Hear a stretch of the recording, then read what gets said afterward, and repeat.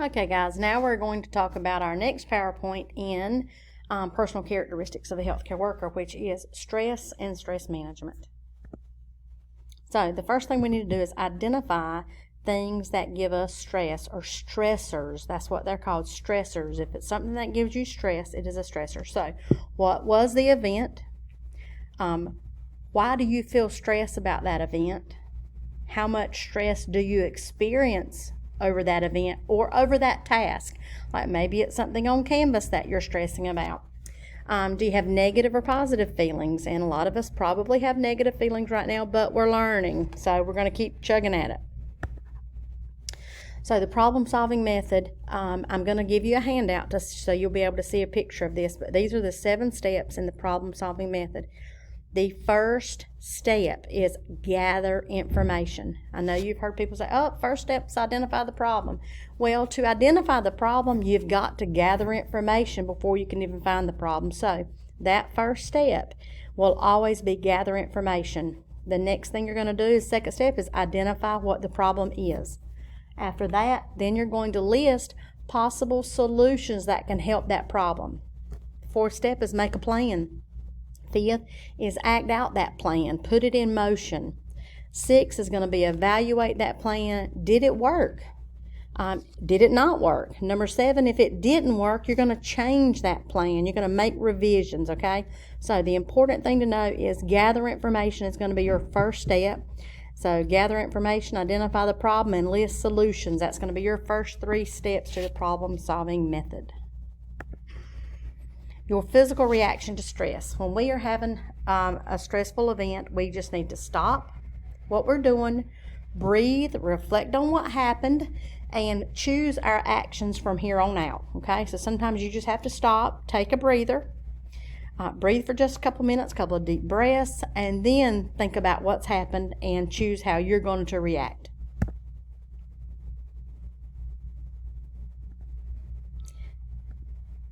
So, steps to reducing stress. We need to live a healthy lifestyle. We need to eat right. We need to rest. We need to exercise. And those are things that we also said were important characteristics of a healthcare worker. Okay? So, all of that is very important. Your diet, exercise, rest, that's important in any aspect of life.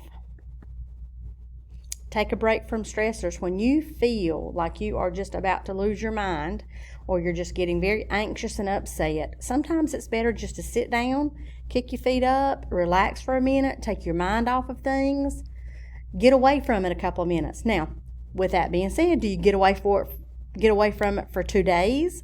No, ma'am, you don't. No, sir, you don't. You take a 5-minute break, get away from it, get your mind on something else, and then when you go back to it, a lot of times things will look differently once you've taken that couple of minute break, okay? Relax. If you're particularly tense and just upset about something, go take a warm bath. Take a hot shower, whatever works for you, okay? But get your mind off of what is causing you stress. Escape. Sometimes it's good just to kind of listen to some music, watch some videos, do something to get your mind completely off of what you're anxious or worried about or stressed about. Relieve tension. If you feel like you've got some tension, close your eyes, take some long, slow, deep breaths in your nose and out your mouth, and relax all of your muscles. Sometimes I know the last couple of weeks I have been looking at a computer screen all day, every day, and my shoulders are so sore just from tensing up and looking at that screen all the time. So sometimes you need to do that. Just close your eyes, take some deep breaths, relax your muscles, stretch that neck and those shoulders around. Get rid of some of that stress. Rely on others. If you're having a tough time, whether it be with mom and dad, with a job if you have a job, with Canvas and your computer classes or your remote learning, talk to somebody. Let them know. Sometimes if you voice your concerns, they can help you with the problem, number one. And sometimes it's not that they even help you with the problem, but sometimes just talking about your problem can actually make you feel better. And it's like, oh, wow, that wasn't as bad as what I had it built up in my mind to be. So sometimes when we say things out loud, we can actually deal with them a little bit better. Meditate. Some of you might think that's crazy, but it is really a nice quiet time just to kind of reflect, some inner reflection on yourself, and just pray. If you're a praying person, pray about things, think about things that are of value to you, find what's important in your life. And of course, school is important, so you do need to focus on that, but kind of get some quiet time to yourself a little bit. Use imagery. That means, just like it says, imagine. You're using your imagination to kind of put yourself in a happy place. If you love going to the beach and you're just extremely frustrated and aggravated with schoolwork or whatever, close your eyes, kick back in a chair, relax for a few minutes. Tell yourself you can feel that breeze blowing on your face. You can hear the waves crashing. You feel that warm sand under your feet. So sometimes you just have to imagine yourself somewhere enjoying yourself to kind of get away from the stresses of life and school and whatever. So enjoy yourself. Do a leisure activity. Have a hobby. Don't just let TikTok be your hobby. Don't sit around and look at YouTube videos and things like that all day, okay?